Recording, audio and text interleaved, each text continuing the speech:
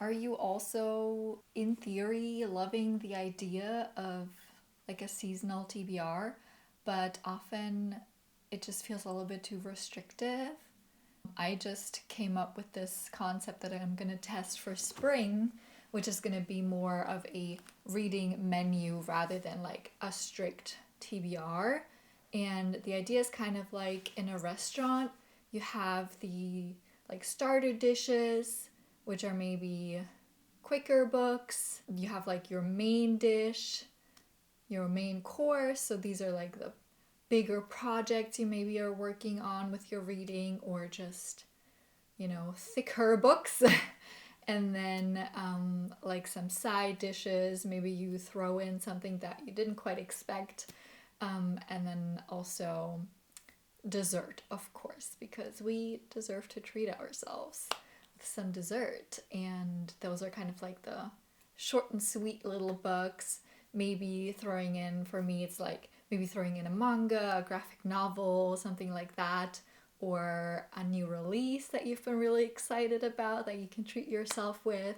Let's get started. I don't know whether this one would be more of a starter or a main. It is something that I've already started, so does that make it a starter? For me, it's more like one of my main projects for, I would say, maybe the first half of 2026, is the Tawny Man trilogy, which is the third trilogy within The Realm of the Elderlings by Robin Hobb. And I started The Golden Fool, which is book 2 in that trilogy, already. I'm like a good third of the way through it at this point, I would say. But yeah, like continuing The Realm of the Elderlings is kind of like one of those bigger goals for me for the year. So I definitely wanted to make sure that I am making progress on that. So this is 100% going to happen this spring. We're on the topic of sequels. I would also really love to continue with the Skyward series by Brandon Sanderson. I read book 1 like 2 years ago at this point. For some reason, I haven't continued yet, so Starsight is definitely on there. It is sort of like a medium-sized book. It's not one of my main priorities, so this would probably be like a starter for me. Something like that. And then also something that's very fun, I've only read book 1, is Emma M. Lyon, or The Unselected Journals of Emma M. Lyon by Beth Brower, which is really having like a moment right now. I feel like a lot of people are talking about it and picking it up. This was originally self-published, I believe, but is now getting picked up by, at least in like Europe, it's getting picked up by Bloomsbury, which is actually why I only have book 3 and not book 2 yet, because my order for book 2 got cancelled not once, but twice. So I'm currently still trying to get a hold on book 2, but once I have it, I certainly will continue with that series. I really love the way that it's written in these journal style entries. You have an entry per day. This would be a great series to start in spring, because the first book actually starts in March. So if you haven't started yet, now would be a really great time to start with this series. It's a historical fiction, takes place at the end of the 19th century, and it's about Emma M. Lyon. Who would have guessed? A young woman who kind of comes back to her neighborhood in London, which is kind of a little bit of an interesting neighborhood, and she lives with her uncle who was supposed to take care of her inheritance, and things have maybe gone a little awry. But yeah, you're following Emma's journey in these, and I hope I can continue this one soon, because I'm sure it's only going to get better and better with each volume. And then I would say the main project for this spring for me is really heavy, The Count of Monte Cristo by Alexandre Dumas. It's so huge. I think it has like 1,200 pages or something like that. I got the Penguin edition with the Robin Buss translation. I was considering whether I wanted to read this one in German or in English because it would be, translated for me either way. But I'm actually picking this one up because my book club is reading this in April. So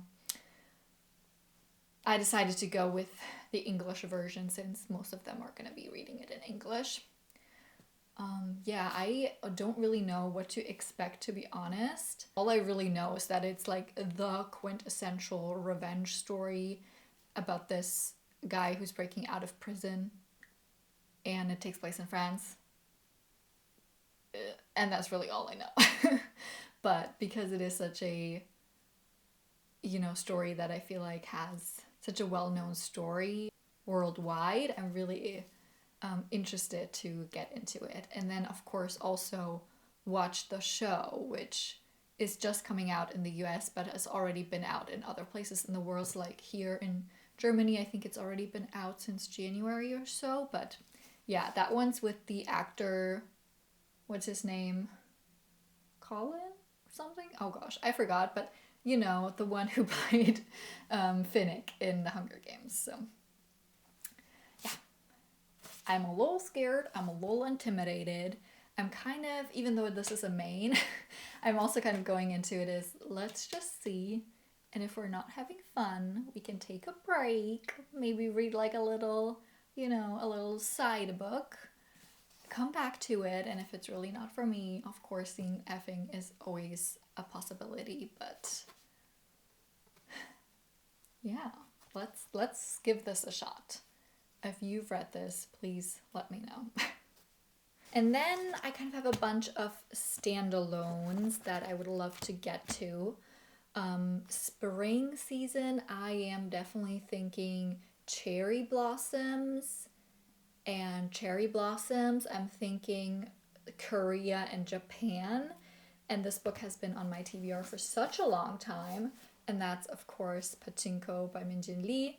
This is an intergenerational story, which I love, about a Korean family who I believe then also ends up in Japan. It takes place over decades, but it starts out in 1911. And yeah, I'm really excited. I feel like I know a little bit about Korean Japanese history from watching some K-dramas because, of course, K-dramas are very educational. But of course, I don't know like a whole lot. So I'm very excited to get into this. I've only heard fantastic things. Like this, if you believe everyone, is an absolute banger. This is also definitely one of my 5-star predictions and one that I for sure want to get to. Maybe I'll either start this soon, maybe in April, we'll see. And it's so pretty. Like, look at the flowers. You wouldn't think this is one that makes people cry, but apparently it is. This also does have an adaptation on Apple TV, I believe, which I might check out. Though I've heard it's a little bit different than the book. If you've watched and read it, let me know.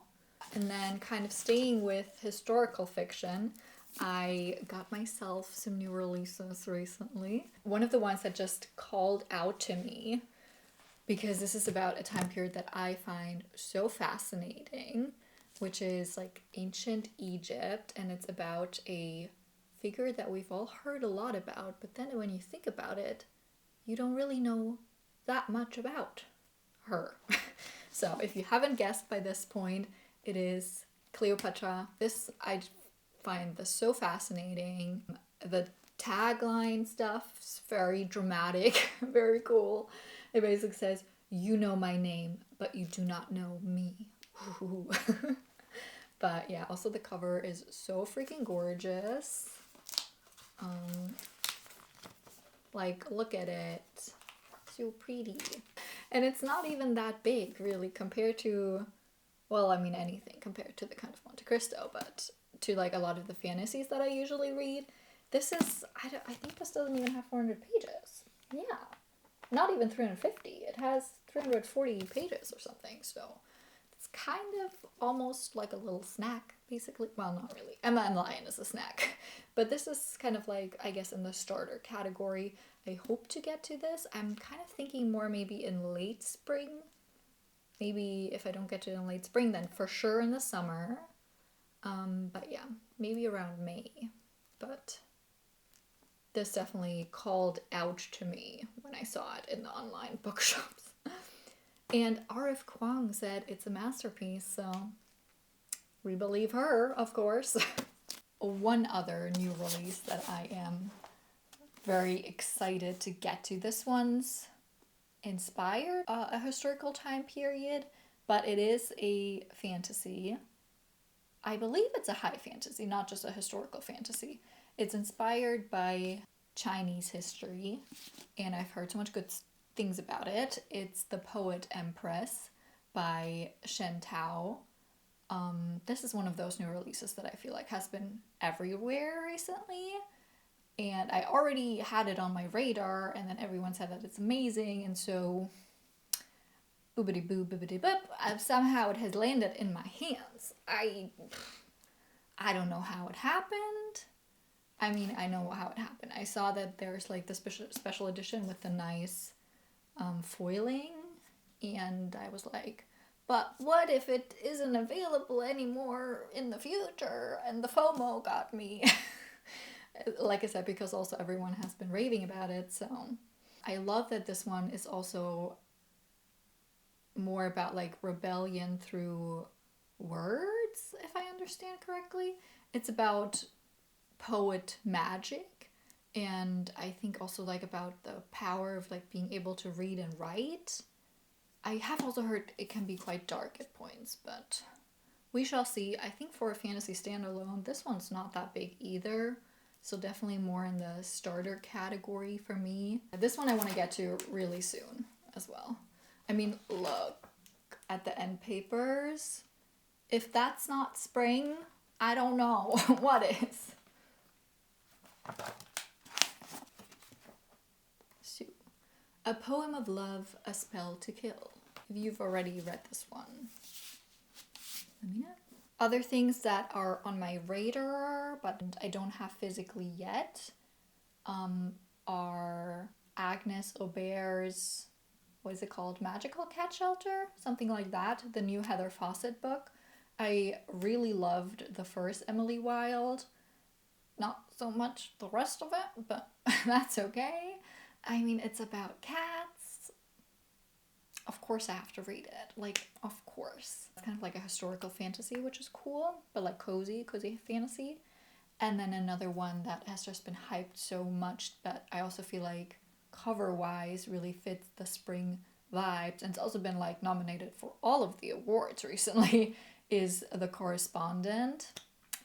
That one I'm also definitely eyeing. Hopefully I can pick that one up maybe in April or so. And then for like a really sweet little dessert treat, I want to get to the next volume of Skip and Loafer by Misaki Takamatsu. This is volume 11, which is like the latest one that's out. There's another one coming out this year, but I'm not sure when. But yeah, this is such a sweet story. Even though I haven't been reading much that takes place like at high school, this one is such a, almost like a healing story. I feel like it's so beautiful. Follow Mitsumi's story. Highly recommend this if you like throwing in a manga once in a while. And even like the cover again, I feel like it's giving spring vibes. So, and then those are really like the main ones. I am thinking of maybe continuing with the Anne of Green Gables series. This one is Anne of Windy Willows by Ellen Montgomery, of course. It's just like the cover, you know? Like, so beautiful. So spring. I am already like halfway through, but I put this down quite a while ago when I was in a reading slump, so maybe right now would be the time to pick this back up. Maybe, you know, once I'm done with the other ones that I really want to get to, this is a possibility, kind of like a side quest one. And then also this one I've had since it's been out, but it randomly showed up in a dream of mine recently. So I don't know if that's a sign or something, but Yumi and the Nightmare Painter by Brandon Sanderson. I always kind of thought of this more as like a fall winter book, I think because of how I imagine Painter's World to look like. But actually, since it is kind of Japanese inspired or like anime inspired as well, I think this one could fit in really beautifully with spring. I mean, look at these illustrations. Again, it's like the Japanese cherry blossom kind of style, and I think our female main character kind of lives more in a world of art. This was of course one of the secret projects which I've read 2 of so far, but I would really like to get to some like Cosmere stuff of Brandon Sanderson this year as well, so maybe spring is going to be the time. We shall see, but it's not like a huge priority like some of the other ones. And yeah, those are basically all the books that are kind of on my spring reading menu, as I'm calling it. Let me know whether you set seasonal TBRs, if you maybe want to try out the menu idea, and I'd love to know what your reading plans are for spring. Happy reading, and I'll see you next time.